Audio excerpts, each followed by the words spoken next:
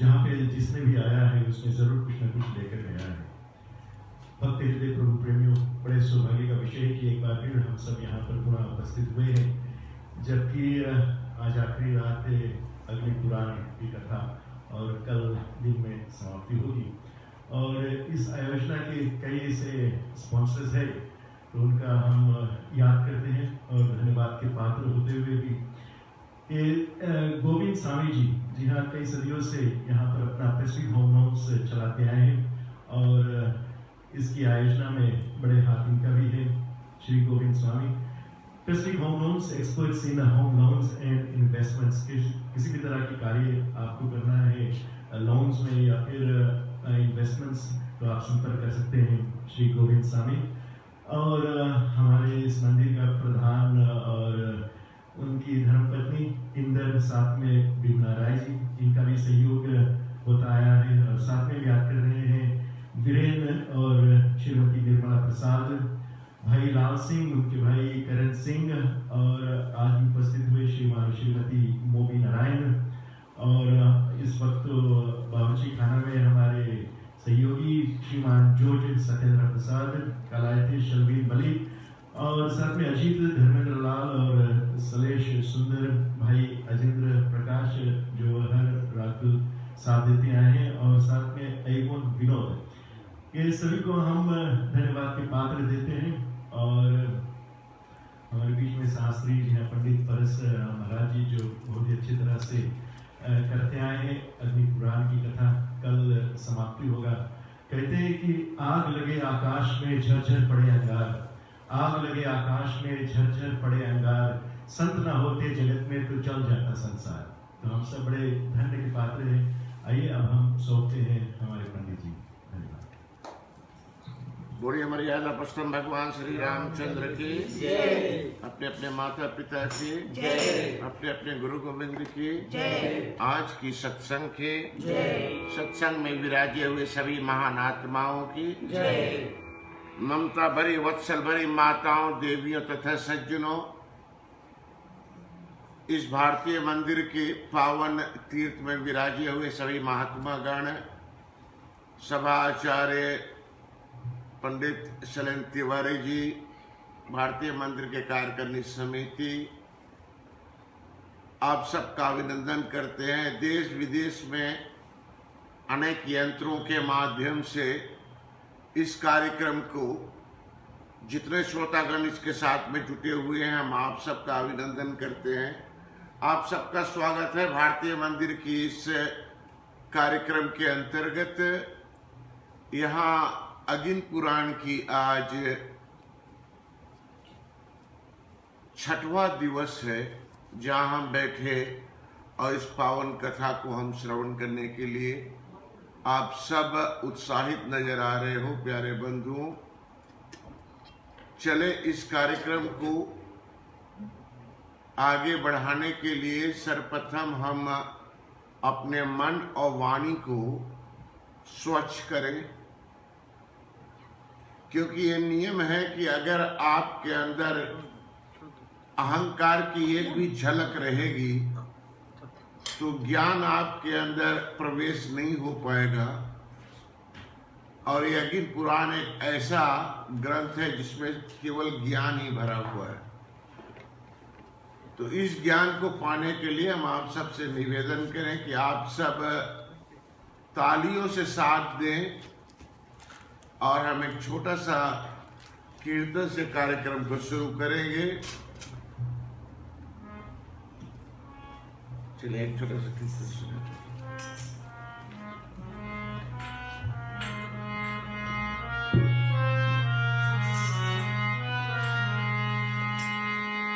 राम रस पीले पिलावे गुरु ज्ञानी,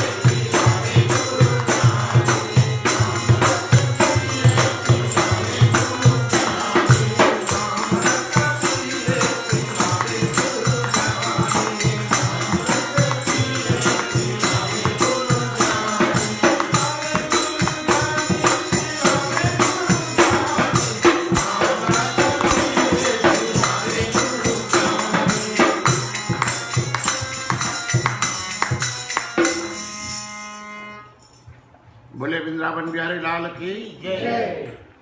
प्यारे बंधुओं, इस पावन कथा के अंतर्गत जैसे मैंने आपको पहले बताया, अग्नि पुराण में चारों वेद, 6 शास्त्र, 18 पुराण का सबका ज्ञानमय तत्व इस अग्नि पुराण में ही है। इसीलिए इसको विश्वकोश कहा गया है।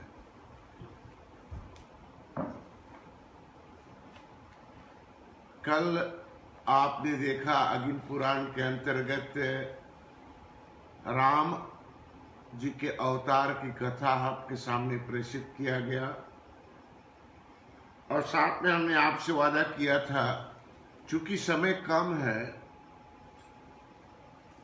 हम प्रयास करते हैं इसका केवल गुण तत्व जो है आपके सामने प्रेषित कर दें, जिससे कुछ ज्ञान जो इसमें छिपा हुआ है आप अवगत हो जाए और आप अपने जीवन काल में इसका सही प्रयोग कर सकें।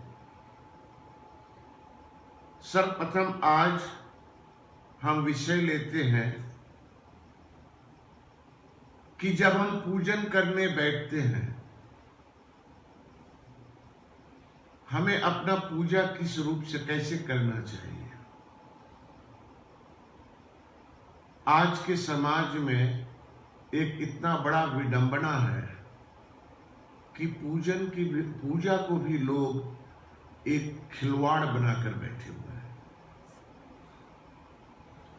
कुछ लोग पूजा इस कारण करते हैं क्योंकि उनके पूर्वज करते थे तो उसी बहाने करते हैं। नहीं, लोग कहेंगे ना कि हमें साल वाला पूजा करना है, अतः खुद साल भर मौज करो और भगवान को साल में एक बार याद करो।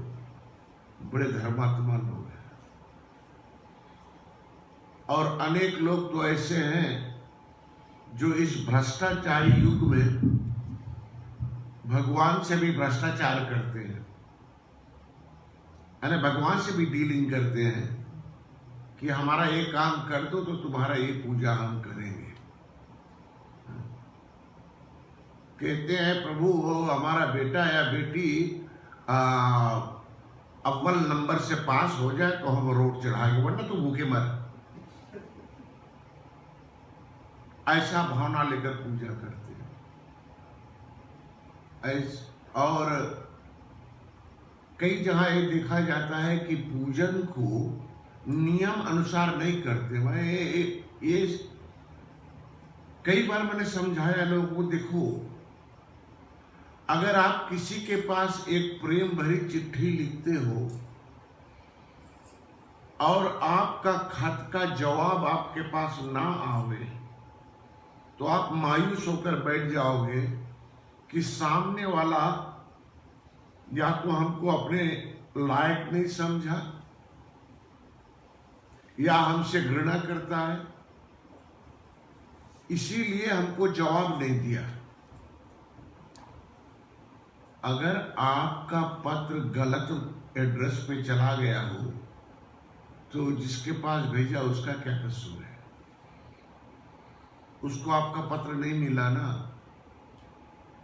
इसीलिए आपको जवाब नहीं मिला। आपके पूजा भी ऐसी इसी तरह है। अगर आप जब पूजन करते हो और उसका सही विधि का पालन नहीं करोगे तो वो पूजा अमुक देव जिस भगवान का नाम लेकर करते हो उनके पास जाता नहीं है और आपको फल नहीं मिलता है, तब आप ही कहते हो कि ये सब पूजा करना, ये समय बर्बाद करना, इसमें कुछ फायदा नहीं होता है, ये केवल इतिहास की कहानी है। सत्यनारायण व्रत कथा के विषय में अधिकतम लोग सत्यनारायण व्रत का या सत्यनारायण की पूजन करते हैं, मगर दुर्भाग्य है 99% को मैं आज कह सकता हूं वो सही रूप में नहीं करते हैं।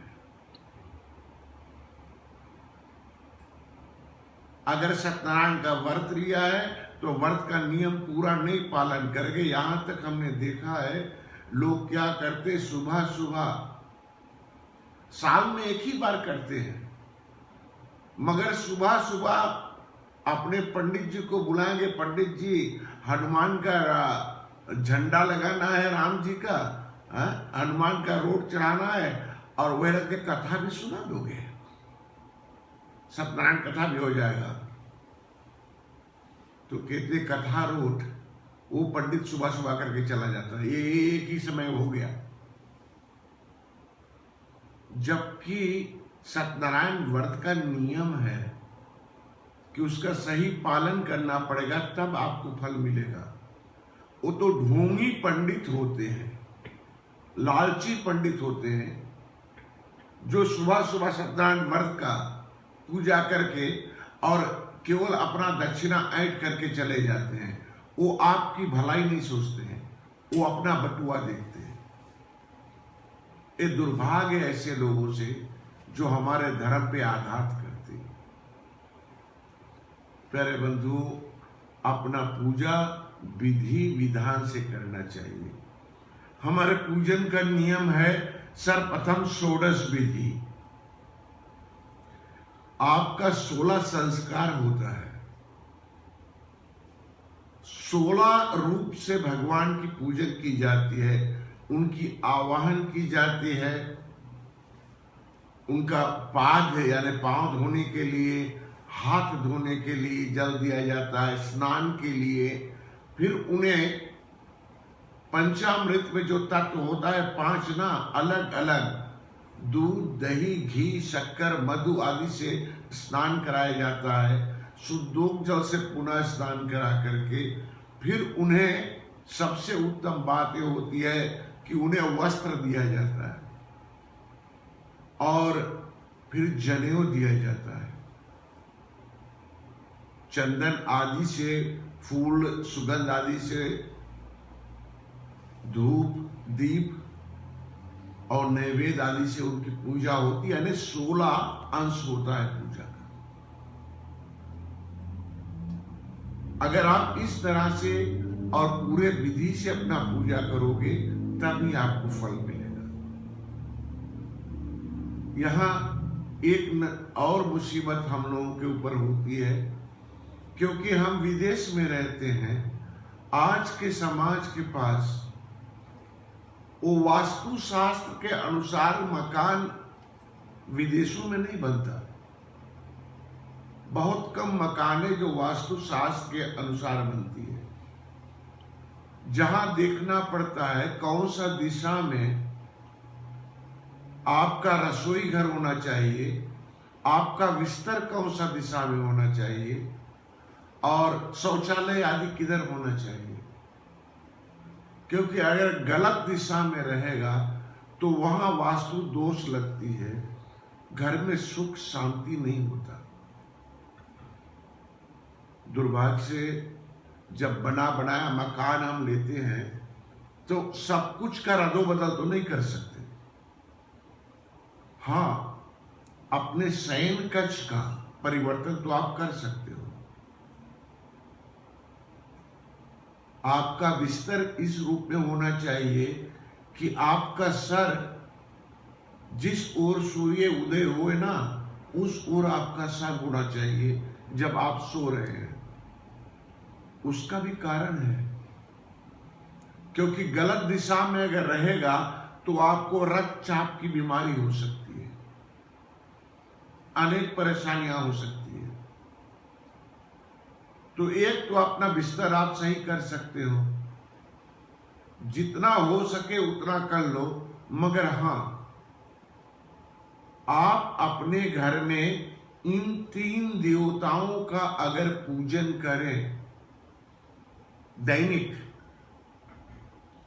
और उन्हें पूजन में एक बात मत भूलना, जनेऊ अवश्य ही उन्हें प्रदान करना। जिस घर में गणेश जी का, हनुमान जी का और शंकर जी का पूजन होए और उनके मूर्ति पर जनेऊ पहनाया जाए, उस घर में वास्तु दोष नहीं लगती। चाहे भले आपका मकान वास्तु शास्त्र के अनुसार नहीं बना हो, मगर आप वास्तु दोष से मुक्ति पा सकते हो केवल इन भगवान की मूर्तियों पर जनेऊ चढ़ा करके। ये करना अनिवार्य है। अब चले आपको संक्षेप में मुद्रा की ओर ले चले। अग्नि पुराण हमें बताती है, देखिए पूजन जैसे कहा ना, अगर सही रूप में आप नमन नहीं करोगे फिर फल नहीं मिलता। हमारे उंगलियों में अनेक मुद्राएं होती हैं। अगर हम अंगूठे और तर्जनी को मिलावें तो किसी को पता है इसको कौन सा मुद्रा कहते हैं? इसको कहते हैं ज्ञान मुद्रा। This is for your knowledge. अच्छा, जब अब आपको व्रत लेना है, कभी सत्यनारायण व्रत करना है या कुछ करना है ना, तो पहले एक बात और कहते हैं, देखो इसको कहते हैं ब्रह्म, इसको कहते हैं जीव, रजोगुण, तमोगुण, सतोगुण। ये जीव जो है ना, ये भाग करके गुण में सिमटा हुआ है, ब्रह्म से दूर हो गया। अब हम जीव को ला करके ब्रह्म में मिला दें तब तो हमसे भक्ति होगी ना। ऐसा करके हाथ में जल लेकर के आपको सत्यनारायण का व्रत धारण करना है। तो ये हुआ आपका ज्ञान मुद्रा। प्यारे बंधुओं, आप सब बैठते हो हवन यज्ञ करने के लिए। आजकल हवन यज्ञ का भी तो होड़ लगा हुआ है। लोग एक दूसरे को धक्का मार के जल्दी से छोड़ देना चाहते हैं। वो यज्ञ नहीं करते हैं, वो देवताओं को आहुति नहीं देते, वो पिशाच को आहुति देते हैं। आहुति देने के लिए पहले आपको आराम से बैठना चाहिए और फिर ए मुद्रा में जाइए। इसको कहते हैं हिरण मुद्रा। आप कभी आहुति देंगे तो इसी से उठाना, ये दो ना छुए। इसी को अगर हम पलट लें तो इसे काल मुद्रा कहा जाता है। कभी शिवालय में जाओगे तो आगे नंदी का प्रतिमा रखा होगा, उसको ऐसे स्पर्श किया जाता है उल्टा, इसको कहते हैं काल मुद्रा। ऐसा स्पर्श करने से आपको सही पुण्य मिलता है। अब सबसे जरूरी मुद्राएं आई जो आप सब यहां बैठे, मैं अब ताक रहा था, अभी अभी हम हनुमान जी की पाठ कर रहे थे मगर कोई सही मुद्रा में नहीं था। आप जब भी किसी भी देवी देवता का पूजन करते हो तो हाथ कैसे जोड़ते हो? ये हाथ जोड़े ना, ये दो अंगूठा जो है ना, इसको यहां टच होना चाहिए आपका हृदय में। अंगूठा अगर हृदय में टच करे ना, और ये आपको प्रार्थना करने का मुद्रा है। किसी भी देवी देवता के पूजन ऐसे किया जाता है। ये अंगूठा दोनों आपके यहां शरीर में टच करना चाहिए, हाथ तब ऐसे। ये आपका, इसको कहते हैं हृदय मुद्रा। अब एक विशेष देवता है जिनके लिए विशेष रूप से हम वंदना करते हैं, वो हैं हमारे हनुमान बाबा। हनुमान जी को ऐसे हाथ जोड़ करके उनसे विनती नहीं किया जाता। हनुमान जी के मुद्रा जो है उसको कहते हैं बंदनी मुद्रा। ये पंजा आप बंद करो और दोनों अंगूठा आगे की ओर करो। जब भी हनुमान जी का स्मरण करो तो हाथ आपका ऐसे होना चाहिए। ये आपकी बंदनी मुद्रा है। एक करके देखना, और हनुमान जी के पूजन के बाद आपको कैसे आभास होता है। हम गारंटी करते हैं बहुत मजा आएगा, क्योंकि आपको लगेगा कि आज वास्तव में हमारा विनती सुना गया है। अगर मुद्रा सही नहीं रहा, ये भी आपकी भक्ति का एक अड़चन बन सकती है। प्यारे बंधुओं, चूंकि समय हमारे पास उतना नहीं है, हम आपको विस्तृत रूप से प्रत्येक तत्व पुराण का लेकर चले। आज की कथा आपके सामने प्रस्तुत करने से पहले ये बता दें, आज हम आपको यम गीता सुनाएंगे। आपने कितना गीता सुना है? इस मंदिर में श्रीमद् भागवत गीता सुना, राम गीता सुना, शिव गीता सुना, और बाकी गीता में तो आपको याद होगा ना, हंस गीता भी है, अष्टवक्र गीता भी है, लक्ष्मण गीता भी है, बहुत गीता है। गीता का सही अर्थ होता है उपदेश। चूंकि कृष्ण जी ने आखिरी उपदेश दिया था, तो आप सबको भागवत गीता याद है, कृष्ण अर्जुन संवाद सबको याद रहता है। यहां आपके सामने हम यम गीता प्रस्तुत करने जा रहे हैं। मेरे प्रभु, पूर्व काल में एक बहुत ही सम्मानित राजा हुआ करते थे। ये महाराज, इनका नाम था वाजश्रवा। आप गौतमीय वंशी थे, गौतम वंशीय थे, महर्षि अरुण के बेटे थे आप। वाजश्रवा का एक बेटा था, उसका नाम था नचिकेता।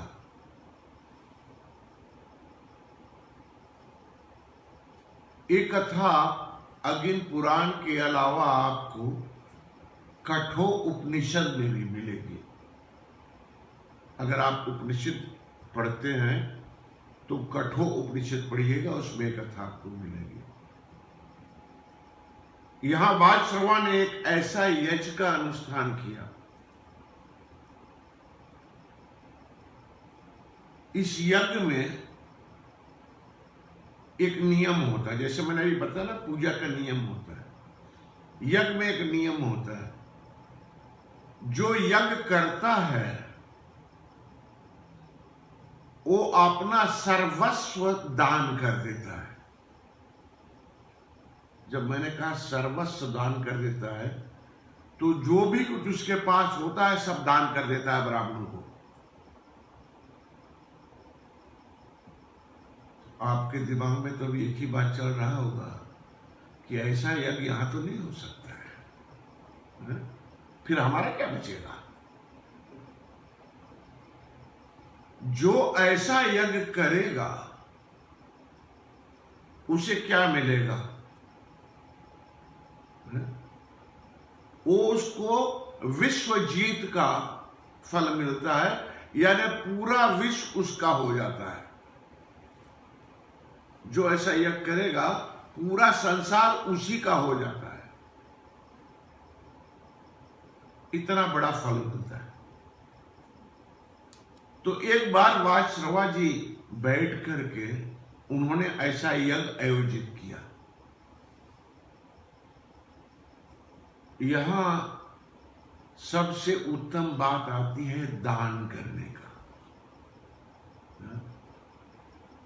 कई बार हम देखते हैं लोग, ये दान शब्द से तो लोग का कान खड़ा हो जाता है। अगर दान करने का बोले तो परेशानी आ जाती है।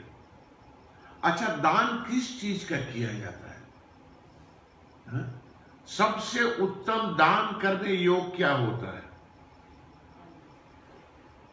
आप सबको पता है सबसे उत्तम दान क्या होता है? सब दानों में महादान क्या है? कन्यादान। और कन्या आपको प्राण से प्यारी होती है कि नहीं बिटिया? है? आपको प्राण से प्यारी होती है कि नहीं बिटिया? मगर जब दान करते हो, कन्यादान, सब दानों में महादान बोला गया ना। तो दान जो है उस तत्व का होता है जो आपको सबसे प्यारा हुए।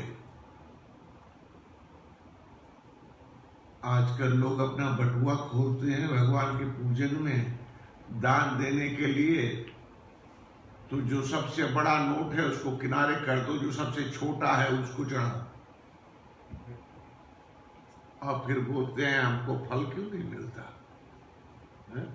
जो सबसे प्यारा है उसको अपने लिए रख लिया, दान नहीं करना उसको, फिर फल कहां मिलेगा? फल तब मिलेगा कि जो तत्व आपको सबसे प्यारा है उसका दान कर दो। जब उसको दान कर दोगे तब आपको वैरागपन की ओर आप बढ़ सकोगे। आपको फिर किसी तत्व से लगाव नहीं रह जाएगा। You will not be attached to anything. हमने आपको बताया था कि कुछ ऐसे शब्द हैं जिनका उल्टा भाषा भी लेना पड़ता है। जैसे जीवन का उल्टा होता है मृत्यु ना, और प्रेम का उल्टा प्रधान जी मोह होता है ना, याद है तेरे को? और मोह अगर होगा तो लगाव होगा ना, लगाव नहीं होना चाहिए। यहां क्या होता है? कहते हैं जो तत्व आपको सबसे प्यारा है उसको दान करना चाहिए। यहां आप राजन बैठे हैं, यज्ञ हो रहा है। अब यज्ञ के अंतर्गत कन्या, अब तो ये तो साधु महात्मा बैठे हैं, इनके पास कन्या यह कहां है?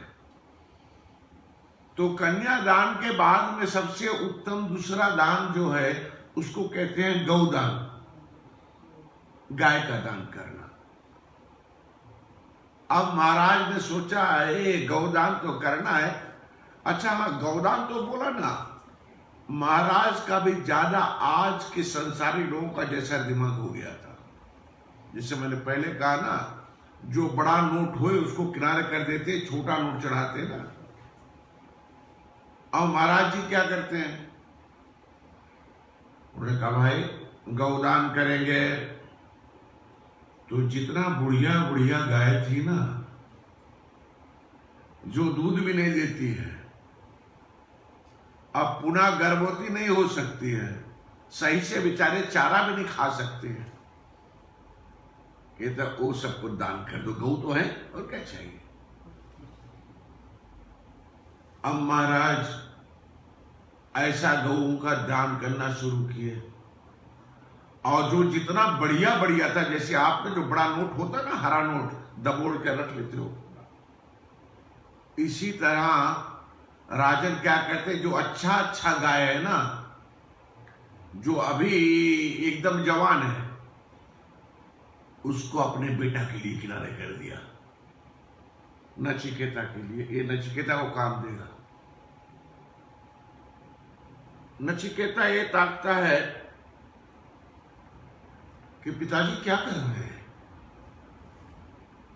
धर्म ज्ञान जो मिला है हमें, ज्ञान तो ये कहता है कि आपको जो सबसे प्यारी हो उसे दान देना चाहिए, पहला बात। और दूसरा, दान लेने वाले के काम आ सके ऐसा तत्व दान करो। है? कल ही हम हंस रहे थे, कई बार मंदिरों में देखो ना, जितना फौरन कोइन होता आरती में चढ़ जाता है कि नहीं चढ़ जाता? जो कहीं ना चले आरती में छोड़ दो, क्योंकि कहीं चला नहीं है। दान उसका करो कि दान लेने वाला का काम आवे, वरना आपके दान से कोई फल नहीं मिलेगा आपको। यहां नचिकेता ताक रहा है कि पिताजी बिल्कुल इसका विरुद्ध चाह रहे हैं, अच्छा, तीसरा सबसे महत्वपूर्ण बात याद रखना मेरे प्रभु, तीसरा नियम यह है कि जो दान करते हो आपकी कमाई का हो। आम के धन पे लक्ष्मी नारायण मत करना। दूसरे के पैसा लेकर के छीन करके दान मत करना, आपको कोई पुण्य नहीं मिलेगा। जो दान करते हो तुम्हारी खुद की कमाई की होना चाहिए। जब ये देखा नचिकेता ने, तो नचिकेता बोलता है, ये पिताश्री आज कोई गलती कर रहे हैं। अब किसी भी भांति इनको एक जो पुत्र होता है ना, वो अब अपने पिता का सदा भला चाहता है। नचिकेता सोचता है कि पिताजी ये गलत कर रहे हैं, चले हम काम करें, इनको याद करा। अभी पंडित तो मंत्र फूक रहा है, यज्ञ हो रहा है, दान चल रही है। नचिकेता बुलाता है, पिताश्री क्या मैं भी तो आपका प्यारा हूं ना,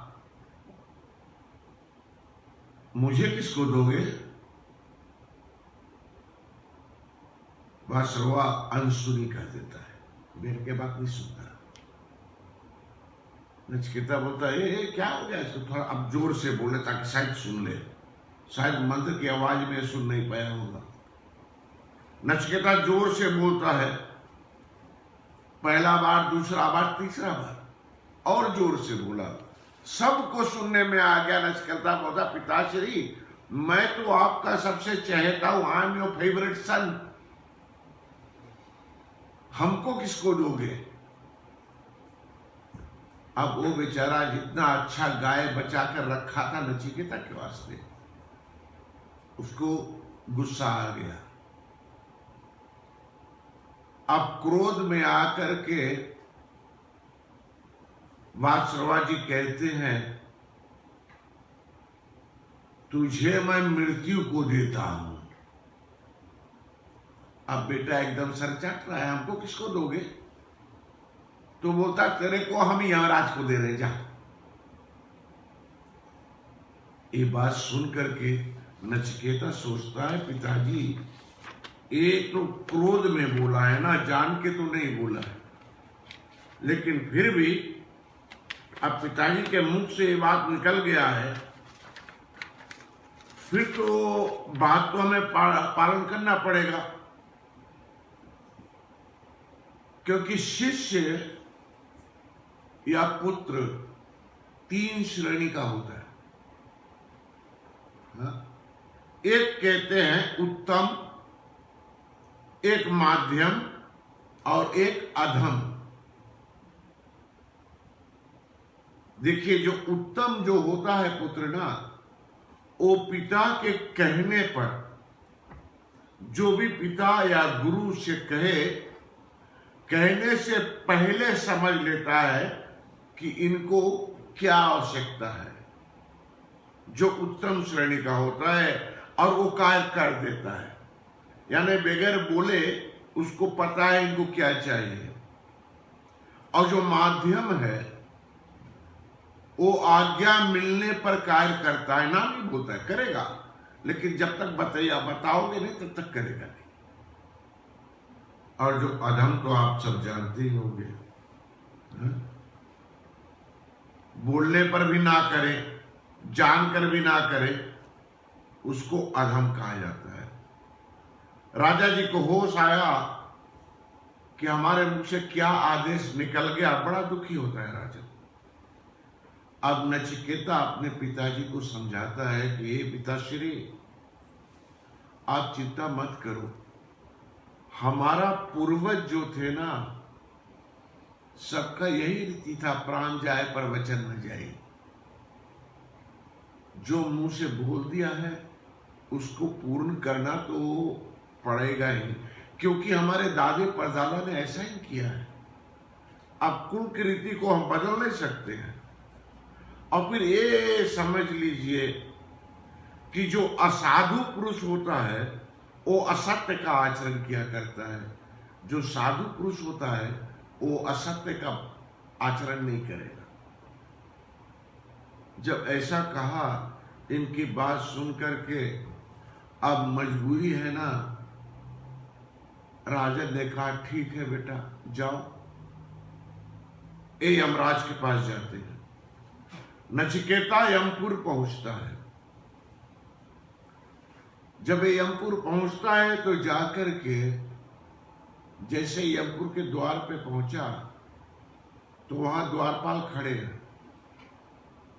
द्वारपाल ने कहा ठहर, तू कहां से आ गया? ये ब्राह्मण का बेटा है। नचिकेता कहता है हमें यमराज से मिलना है, पिताजी ने हमको यमराज के पास भेजा है, हम यमराज से मिलेंगे। यमराज के जो दूत थे उन्होंने कहा अभी यमराज जी अपने महल में नहीं है, वो कहीं बाहर गए। तो क्या करें? वो तुम जाओ वापस, फिर लौट के आना, जब आ जाएंगे तब आप आ जाना। नचिकेता कहता है कि देखो अब हम आ गए हैं और जब तक यमराज जी हमको मिलेंगे नहीं तब तक मैं यहां से हिलने वाला नहीं हूं। प्रेम से उसी चौखट पर जाकर के नचिकेता जी बैठ जाते हैं। अब वहां से हिलते नहीं। 3 दिन हो गया। यमराज जी वापस अपने महल में आए तो उन्हें पता चला कि द्वार पे एक ब्राह्मण बैठा हुआ है, ब्राह्मण का बेटा बैठा हुआ है। यमराज की पत्नी कहती है यमराज से वैश्वानरम प्रविश्यत्या अतिथि ब्राह्मणो गृहान तस्येतां शांतिं कुर्वन्ति अकर वैश्वतादकम। कि हे सूर्य पुत्र, यमराज जो है ना उस सूर्य के पुत्र है। उनकी पत्नी कहती है सूर्य पुत्र, ये वैश्वानर जो है ना ये अग्नि देवता है और सोए अग्नि देवता ये ब्राह्मण अतिथि के रूप में जब गृहस्थ के घरों में जाते हैं तो उनका क्या करना चाहिए? क्योंकि यमराज ने कहा कि अच्छा ठीक है, जो बैठा है उसको ले आओ, माल में ले आओ, देख क्या मामला है। तो यमराज की पत्नी कहती है कि जो ब्राह्मण बैठा है ना पहला 3 दिन से कुछ खाया नहीं है, उसके अंदर उसके जठर अग्नि में जो अग्नि देवता बैठा है उसका नाम क्या है? नहीं कहते? अभी मैंने बोला वैश्वानर साक्षात अग्नि देवता है।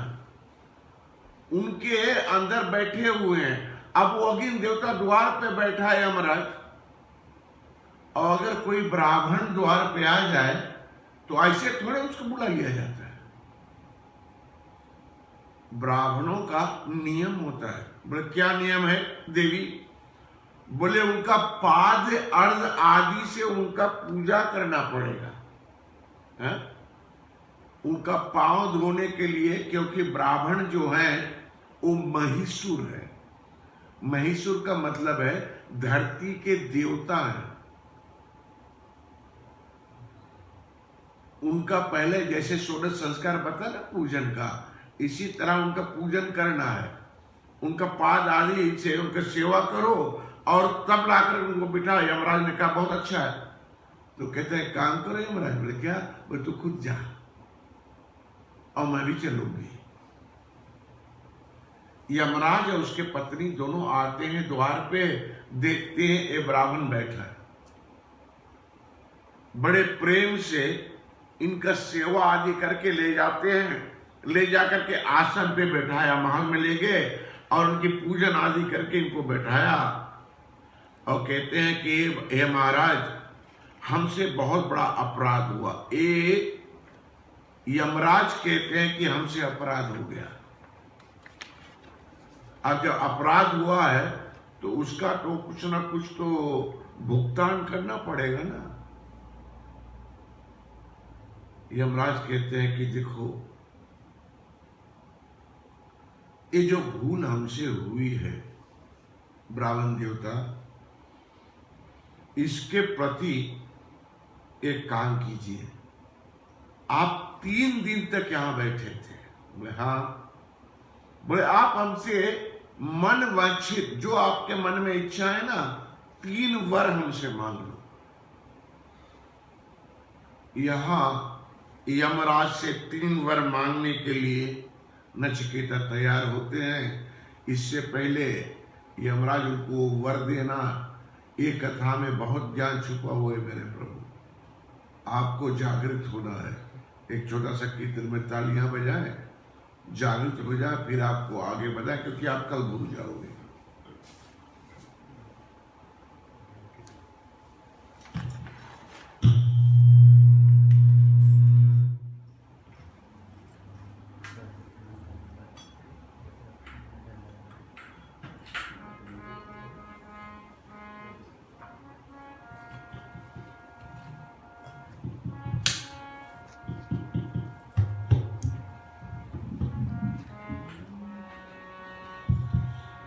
दशरथ नंदन नमो नमः, भव भय भंजन नमो नमः, दूत निकंदन नमो नमः, है जगबंदन नमो नमः।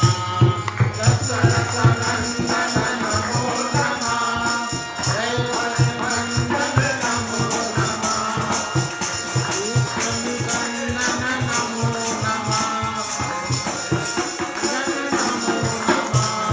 जानकी वल्लभ नमो नमः,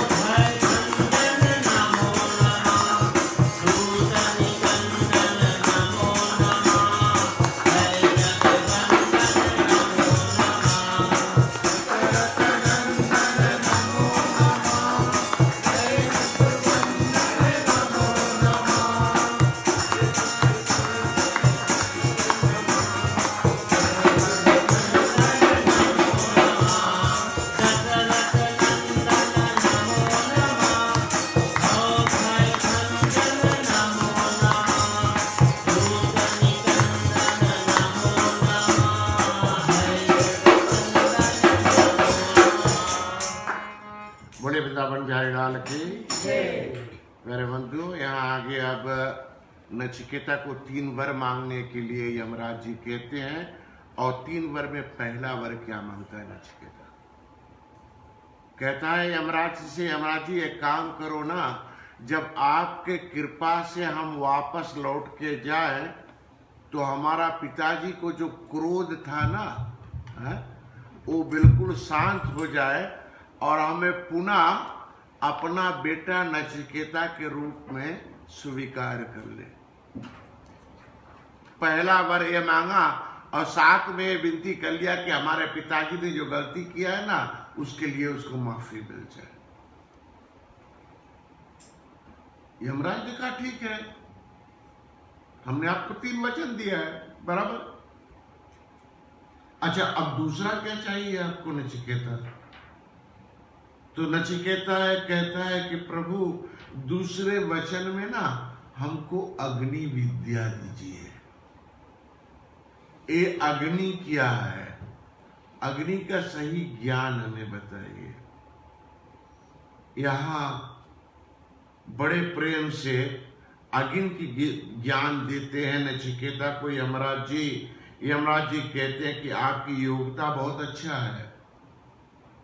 हे ब्राह्मण पुत्र, अग्नि जो है वही साक्षात पार ब्रह्म परमेश्वर है,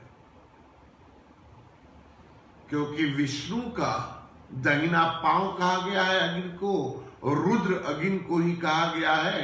सभी देवी जो देवता है ना, ये अग्नि का ही रूप है।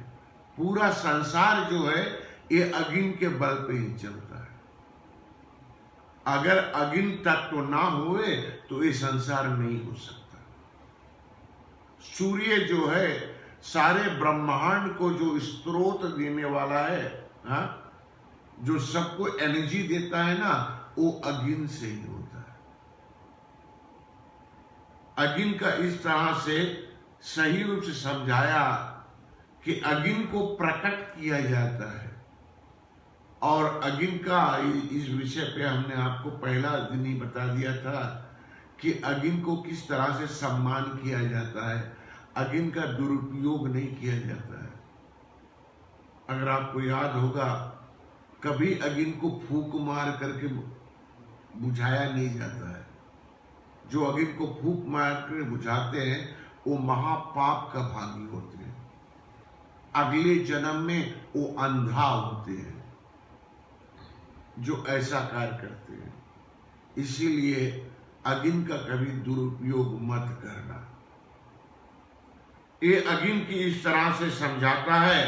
अब जब अग्नि ये दूसरा वरदान भी ले लिया नचिकेता,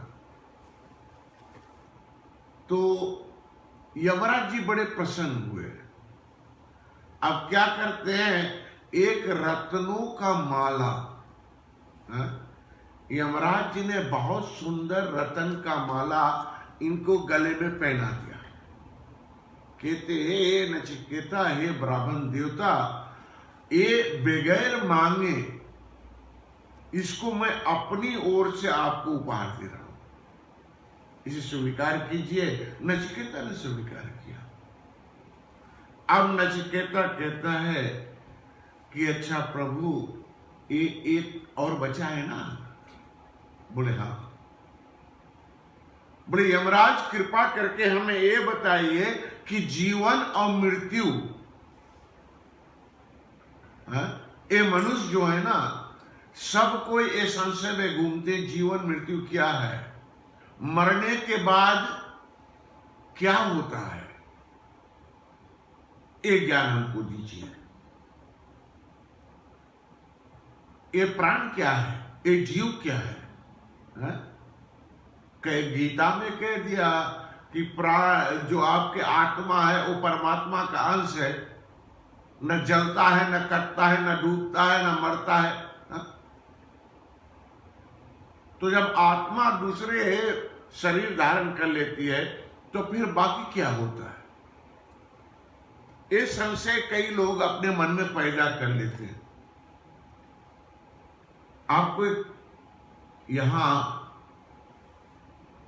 यमराज कहते हैं नचिकेता तू एक काम कर, एक ऐसा विषय है, इसको समझना कोई सहल काम नहीं है। तू क्यों माथापेची कर रहा है? तू कुछ और मांग ले हमसे, ये विषय पे बात नहीं करो यार। एक काम करे नचिकेता, आपको पूरा ऐश्वर्य, संसार में जितना सुख चाहिए, ऐशो आराम जो चाहिए ना, सब हम आपको दे दें। 1000 पुत्र ले लो हमसे, हाथी घोड़े रथ आदि जो चाहिए ले लो। ये मांग लो कि तू 1000 साल जिए, सुख भोगे।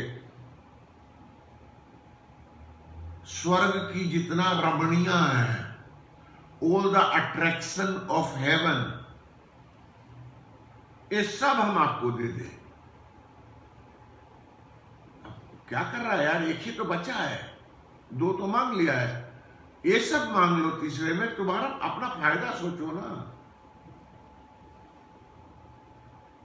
जब ये सब यमराज बताते हैं तो नचिकेता कहता है, महाराज आपने जो इतना लंबा पुल बांधा है ना,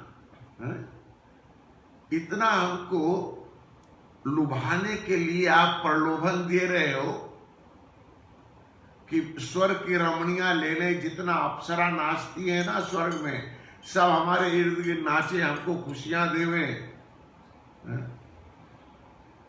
विश्व सुंदरी सब हमारे आगे पीछे घूमे। ये सब जो है ना, ये सब क्षणभंगुर है। They are all temporary pleasure. बोले क्यों? बोले एक दिन तो मरना है, जो जान लेता है वो मरेगा, तो जब मरेगा तो क्या होगा सबका? ये सब जो भी तो हमें दे रहा है ना, इस सारा का सारा नाशवान है, और हमें नाशवान तक तो नहीं चाहिए। बोले तो क्या चाहते हो? नहीं नहीं प्रभु, हमको वही दो जो मैं पूछता हूं। हमें बताइए, ये जीव आत्मा मरने के बाद क्या होता है और क्या करना चाहिए? यमराज ने सोचा, देखो किसी को ज्ञान, यहां यमराज जी क्या करते हैं, आजकल दुर्भाग्य है, हम लोग प्रयास करते हैं आपको ज्ञान देने के लिए, सामने वाला बैठ करके सर तो हिलाएगा, बट थोड़ा देर में सब भूल जाएगा, कुछ याद नहीं रहता उसको। कहने वाला 1000 कहे, लेकिन लेने वाला उसको ले नहीं पाता है। इसीलिए लोग संकट ग्रस्त रहते हैं। नचिकेता ने बड़े प्रेम से इसका ना कर दिया कि प्रभु मेरे को वो नहीं चाहिए जो आप दे रहे हो, सब के सब जो है ना ये क्षणभंगुर है, हमें जानना है, अब आप हमें समझाइए। तो यमराज कहते हैं कि नचिकेता, अभी तक हम तेरे को टेस्ट कर रहा था कि तू वाकई में लेने लायक है कि नहीं, क्योंकि किसी को ज्ञान देने से पहले ये पता लगा लो ये ज्ञान लेने योग्य है कि नहीं। अगर ज्ञान लेने योग्य नहीं है तो क्यों अपना माथा पीछी करते हो? अब यमराज जी संतुष्ट हो जाते हैं कि नचिकेता वास्तव में ज्ञान लेने योग्य है। प्यारे बंधुओं, यमराज जी नचिकेता को समझाते हैं कि जीव, आत्मा, ये आपका शरीर, ये कैसे और क्या होता है। इसे आप ध्यान से सुनिएगा। अगर आज के उपमा देखकर आपको बताएं तो यहां अधिकतम लोग हैं जिनके पास मोबाइल फोन है कि नहीं? सबके पास है। अच्छा, आपके मोबाइल फोन में क्या क्या होती है ये बताइए हमें। एक होती है सिम कार्ड ना, चाहे जोन फोन में डाल दो, तुम्हारा नंबर चालू रहेगा कि नहीं चालू रहेगा? उस सिम कार्ड से और आपकी आत्मा से कोई फर्क नहीं है। आपकी आत्मा जो है पूरा सिम कार्ड की तरह है कि नहीं? ये शरीर छोड़ के दूसरा शरीर में चला जाएगा। हा? तो अब बचा जीव। जीव को क्या करें? ये जीव तुम्हारा जो है ना, सब आपके जितना ये मोबाइल फोन है ना, उसमें मेमोरी बैंक है कि नहीं है? ये जो फोटो वगैरह उतारते हो मेमोरी में जाती है कि सिम कार्ड में जाती है? सब मेमोरी में जाती है ना। तो ये जो मेमोरी तुम्हारा है, यही आपका जीव है, आपका मन। तो जितना कर्म जो करते हो वो जीव करता है, आत्मा नहीं करता। आत्मा तो साक्षी है, वो देखता केवल है। और एक कैरी फोर्ड करने वाला जो है ना, ये आपका मेमोरी है, आपके जीव है। इसको अपना कर्म। अच्छा, तो इसका हालत क्या है? भगवान कहते हैं, देखिए आपका शरीर जो है ना, उसको भी कहते हैं कारण, कारज और स्थूल, 3 शरीर होता है। तो आपका जो सूक्ष्म शरीर है, ये आपका जीव जो है, ये जो मेमोरी बैंक जो है ना, ये सूक्ष्म रूप धर के इसी को यमराज ले जाते हैं, यमराज के दूत। कर्म अनुसार इसको भोगना पड़ता है। जब ये ज्ञान देता है, कहता है कि देखो संसार में 2 तरह के लोग होते हैं। अभी आप सब जितने बैठे हो ना, अपने आप विचार करना, आप कौन श्रेणी में आते हो? Which category do you fall in? 2 तरह के लोग होते हैं। एक को कहते हैं श्रेय और दूसरों को कहते हैं प्रेय। ये हिंदी भाषा, अंग्रेजी वाला प्रेय नहीं है। श्रेय और प्रेय। अच्छा, श्रेय का मतलब ये होता है, वो होते हैं जो ये मान कर चलते हैं कि जो भी कुछ होता है प्रभु की अनुमति से होती है। ये मान के चलते हैं कि कर्ता धर्ता सब मालिक है, हम तो कठपुतली हैं, जैसे चलाता है हमको चल रहे हैं। यानी उनके अंदर किसी भी तरह की अहंकार नहीं होती है कि ये मैंने किया है। उनको कहा जाता है वो श्रेय की श्रेणी में है। उनमें पूरा विश्वास है कि इच्छा, प्रभु की इच्छा अनुसार हम अपना जीवन अर्पण करते हैं और कहते हैं मेरा मुझ में कुछ नहीं, जो कुछ है सब तोर। उन्हें क्या बोलोगे भैया? श्रेय ना। अच्छा, और दूसरा है प्रेय। प्रेय जो बोले, कहते हैं ये मानकर चलो, यह कल क्या होगा किसने देखा, आज जो है मौज कर लो। आदिवासी लोग कहते हैं खाना निकुआरेगा मता का, आज खा लो कल होगा देखा जाएगा। इनको कहते हैं प्रेय। वो लोग होते हैं जो मानकर चलते हैं कि भोग और आनंद ही जीवन में सब कुछ है। जो ये मान के बैठे कि सारा सब कुछ है, everything is here for my pleasure, हम एंजॉय कर ले, कल जो होगा देखा जाएगा। ऐसे लोग को कहा था प्रेय। तो आप खुद सोच लो आप कौन सा कैटेगरी में हो।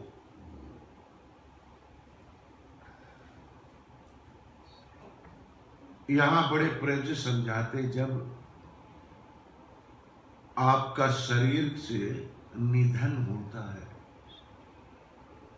जब आपका प्राण निकलते हैं, तो जो आत्मा है वो तो साक्षी है, वो सिम कार्ड है।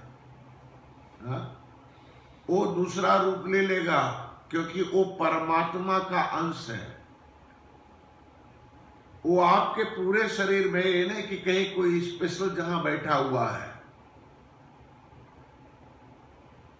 उसका वास आपके पूरे शरीर में है।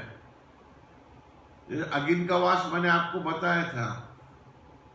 कितने लोग हैं जिनको अगिन का वास याद है? आपके शरीर में अगिन का वास कहाँ है भैया? आपके जीवन में ये अनिवार्य है कि आप ये देखें, जब आपका प्राण निकलता है ना, आत्मा आपके शरीर में है, वो केवल साक्षी बन के बैठा हुआ है, और इधर जो जीव है, जो मेमोरी बैंक है, उसको तो यमराज के यमदूत ले जाएंगे। अच्छा, वो जाता कहां है? वो आपके शरीर को छोड़ करके बाहर तो चला गया यमदूत के हाथ में, और प्रेत योनि में चला जाता है। जब प्रेत योनि में जाता है, यमदूत के फंदे में रहता है। कहते हैं जब तक 10 गात क्रिया नहीं होती है ना, तब तक उस वही रहता है। तो चूंकि उसने अपने जीवन में जो भी कुछ आप करते हो मेरे प्रभु, आप जब आप विदेश जाते हो ट्रैवलर्स चेक लेकर जाते हो ना, मगर जब ये शरीर छोड़ते हो तो आपने साथ में कोई ट्रैवलर्स चेक लेकर थोड़े जाते हो। अब आपको यहां से जो यात्रा करना है यमपुरी तक, इसी से कहते कोई सिंहासन चढ़ चला, कोई बांध चला जंजीर। आपके पारिवारिक गण जो है ना, जो आपके प्रति जितना सत्संग आदि करके वो जो पुण्य आपके लिए निछावर करते हैं, वही आपको राह खर्च के रूप में मिलता है। जितना सही रूप से आपने अपने पितरों के प्रति किया है, उतना सुख से उनका यात्रा होगी। 10 गात के बाद जब जीव जो है वो जाता है यमराज के पास, तो कहते हैं 14 भुवन है, 7 धरती से नीचे, 7 ऊपर है। जब प्राणायाम करते हैं पंडित जी बैठ के पूजा करने के लिए, जो पुरोहित सही रूप से पूजा कराएगा तो यजमान के ये अपवित्र पवित्र करने के बाद में प्राणायाम कराएगा। अगर प्राणायाम पुरोहित नहीं कराता है तो पूजा करने नहीं जाता है। तब वो कॉन्ट्रैक्ट आया, खाली पैसा के लिए आया है। प्राणायाम कराएगा, क्योंकि 7 भुवन जो है उसका स्मरण करते हैं हम सत्यलोक तक। भू भुआ स्वाहा महा जना तपा सत्यम, ये 7 का प्राणायाम होता है। और फिर अताल पताल रसातल तलातल महातल, ये नीचे की ओर है। ये 14 भुवन जो है ना, ये जीव को 14 भुवन का सफर करना पड़ता है। जब 12 रोज का होता है ना, तो हम सपिंडी क्रिया करते हैं। उन्हें प्रेत योनि से मुक्ति दिला करके पितृ योनि में लाते हैं। और फिर ब्रह्म यज्ञ होता है 13वां दिन, जबकि हम सभी देवताओं के प्रति यज्ञ करते हैं।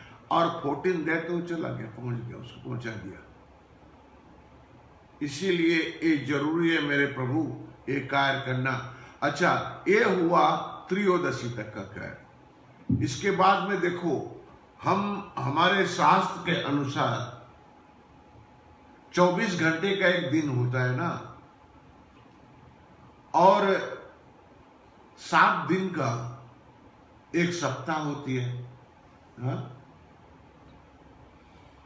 2 सप्ताह अर्थात 15 दिन का एक पक्ष होता है। आपको मालूम है, कृष्ण पक्ष और शुक्ल पक्ष ना,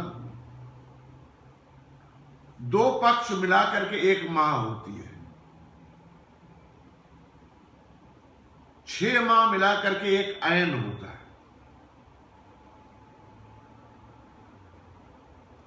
आपके हिंदी कैलेंडर में कितना दिन का एक साल होता है?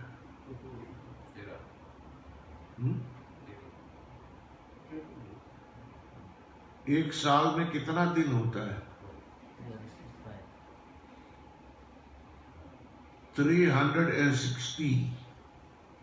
अंग्रेजों का 365 होता है। 300। अभी मैंने आपके गलती दे रहा हूं ना, ये अकाउंटेंट जितने बैठे हैं, 15 times 2 30 32।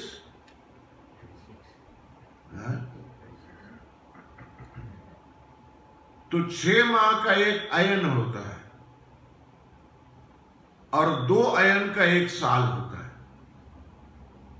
तो अगर ये जीव जो है ना यमपुरी के पहुंच गया, मगर अगर हम सरल भाषा में बोले ना तो बुरे ट्रांसिट लाउंज में पड़ा रहता है पितृलोक में।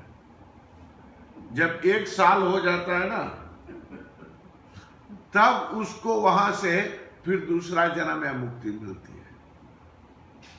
इसीलिए हम पहला अयन जब समाप्त होता है तब हम श्राद्ध की क्रिया करते हैं और फिर साल वर्षी करते हैं। ये नियम हमारे अखिल पुराण में भी सही रूप से समझाया गया है मेरे प्रभु, और भगवान से विनती है कि आप इसको सही रूप से ऐसे ही पालन करें। घड़ी कहती पंडित जी अब तो मूर्ति बंद करो, समय हो गया है और आपको मुक्ति तो मिल ही गया है, चलें अब हम आरती के लिए तैयारी करेंगे और फिर प्रसादी वगैरह। आज ये अंतिम सत्संग की बैठक थी रात्रि का। कल हम सुबह बैठेंगे पुनः और कल विशाल यज्ञ होगा। तो आप सब अवश्य आकर के 10 बजे यज्ञ में भाग लें। जय हो।